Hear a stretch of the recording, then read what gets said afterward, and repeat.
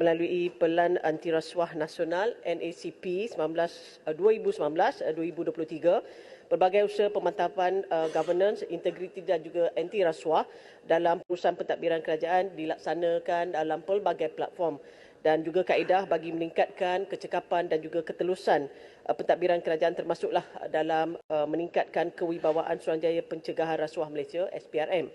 Kerajaan memperkenalkan pelbagai inisiatif bagi menambah baik fungsi perundangan melibatkan bidang kuasa SPRM, termasuk beberapa peruntukan baharu di bawah Akta Suruhanjaya Pencegahan Rasuah Malaysia 2009, Akta 694.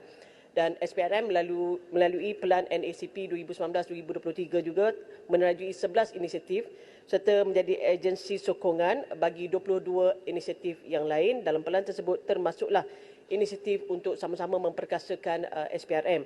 Dan di dalam memperkukuhkan agensi penguatkuasa undang-undang, NACP 2019-2023 ini telah pun menggariskan inisiatif untuk memperkasakan SPRM, termasuklah khususnya dalam pelantikan Ketua Pesuruhjaya, peruntukan keuangan, jawatankuasa pemantau, penubuhan Suruhanjaya Perkhidmatan dan juga tenaga kerja. Terima kasih. Silakan, Mohon Beliau. Tan Sri Yang Pertua, saya tak ada masalah tentang NACP dan apapun langkah-langkah kerajaan untuk memerangi isu rasuah ini. Cuma baru-baru ini kita dikejutkan dengan isu Ketua Pesuruhjaya SPRM. Ini bukan isu peribadi, tapi isu jawatan itu.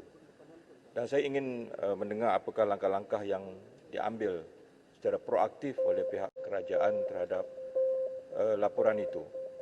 Dan saya betul, dalam select committee yang ditubuhkan oleh Parlimen, Tan Sri ada menyebut dan memberikan pandangan supaya select committee itu di antaranya boleh memanggil menteri ataupun penjawat-penjawat awam yang kita rasakan perlu, tetapi memerlukan kepada pindaan kepada peraturan mesyuarat. Di Amerika dan negara maju yang lain, ada satu kaedah yang namakan impeachment. Presiden Amerika pernah dipanggil before this committee di atas kesalahan yang dianggap memalukan negara.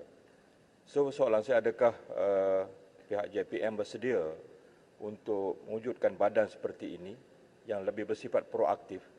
Kerana bila kesalahan itu walaupun belum disabitkan melibatkan penjawat awam seperti Ketua Pesuruhjaya, seperti IGP, dia perlu kepada suatu badan yang berautoriti dan punya kuasa di bawah Parlimen untuk kita panggil mereka ini. Sebab itu penting untuk kerajaan membuat inisiatif melalui speaker yang boleh kita pinda peraturan mesyuarat untuk memperkasa select committee yang ditubuhkan. Saya difahamkan Dewan Negara telah ada select committee, tapi Dewan Rakyat masih belum ada lagi select committee on integrity. Terima kasih. Terima kasih Yang Berhormat. Berkenaan dengan laporan berkenaan dengan Ketua Pesuruhjaya SPR. Jadi untuk makluman Yang Berhormat, kita telah pun mendapat laporan daripada siasatan pun telah pun dijalankan berkenaan dengan peraturan dan juga undang-undang pemilikan saham oleh Suruhanjaya Security berkenaan dengan kes KPSPRM, dan juga siasatan telah selesai dan juga Suruhanjaya Komiti telah pun mendapati tiada kesalahan yang dibuat berkenaan dengan KPSPRM berkenaan dengan saham yang didaftarkan atas beliau pada tahun 2015 dan juga 2016 berdasarkan pada semua dokumen semasa kesiasatan. Begitu juga dengan pihak PDRM. Pihak PDRM pula difahamkan sedang menjalankan siasatan sebagaimana jawapan yang telah pun diberikan oleh Menteri Dalam Negeri pada 7 Mac 2022. Jadi untuk makluman Yang Berhormat juga, kita telah pun di bawah SPRM telah ada 5 jawatankuasa dan termasuk untuk makluman Yang Berhormat daripada 2009 lagi Suruhanjaya SPRM telah pun dipantau oleh 5 panel bebas, iaitu Lembaga Penasihat Pencegahan Rasuah, Jawatankuasa Khas Mengenai Rasuah, Jawatankuasa Aduan JKA, dan juga panel Perlindungan dan Pencegahan Rasuah PPPR, dan juga panel penilaian operasi. Dan kita melihat bahawa setiap jawatankuasa ini mempunyai terma rujukan masing-masing yang berfungsi sebagai mekanisme semak dan juga imbang terhadap penunaian fungsi Suruhanjaya itu. Selain daripada siasatan oleh pihak SC dan juga PDRM, kes Tan Sri Azam juga dibincangkan dalam mesyuarat Lembaga Penasihat Pencegahan Rasuah dan Jawatan Kuasa Aduan yang mempunyai kuasa untuk memantau dan juga beri pandangan serta cadangan tentang siasatan yang dijalankan.